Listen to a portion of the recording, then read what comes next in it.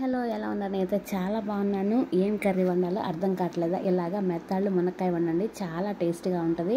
ఇంట్లో అందరికి కూడా బాగా నచ్చుతుంది. చూసారా, ఇవి మెత్తాళ్ళు అంటారు. వీటిని తలా తోక తీసి పక్కన పెట్టేసుకోండి. అన్నీ పక్కన పెట్టుకున్న తర్వాత ఇప్పుడు వీటిని వాటర్లో వేసి నానబెట్టి 1 అవర్ నానబెట్టి శుభ్రంగా కడిగి పక్కన పెట్టేసుకోండి. ఇప్పుడైతే స్టవ్ మీద ప్యాన్ పెట్టి ఆయిల్ వేసి ఆయిల్ హీట్ అయిన తర్వాత పోపు దినుసులు, అలాగే ఆనియన్స్, పచ్చిమిర్చి, కరివేపాకు వేసేసి ఇప్పుడు మనం కడిగి పెట్టుకున్న మెత్తాలను కూడా వేసి చక్కగా వేపుకోవాలి. ఇవి వేగిన తర్వాత టమాటాలు కూడా వేసుకొని ఇవి కొంచెం చక్కగా మగ్గిన తర్వాత ఉప్పు కారం కూడా టేస్ట్ సరిపడా వేసుకొని ఇప్పుడు మునక్కాయలు వేసేసుకొని చక్కగా, చూసారు కదా, ఇలాగా కొంచెం వేగిన తర్వాత వాటర్ వేసేసుకొని మూత పెట్టేసి ఒక 10 మినిట్స్ అలాగా మగ్గిన తర్వాత ఇప్పుడు కొంచెం పులుసు వేసుకుందాం. చింతపండు పులుసు కొంచెం వేస్తే సరిపోతుంది. ఈ పులుసు వేసిన తర్వాత మూత పెట్టి ఒక 10 మినిట్స్ అలాగా మగ్గనిచ్చి దించే ముందు కొత్తిమీర వేస్తే చాలా టేస్ట్గా ఉంటుంది. నచ్చితే చిన్న లైక్ ఇవ్వండి ఫ్రెండ్స్. కొత్తవారు అయితే సబ్స్క్రైబ్ చేసుకోండి.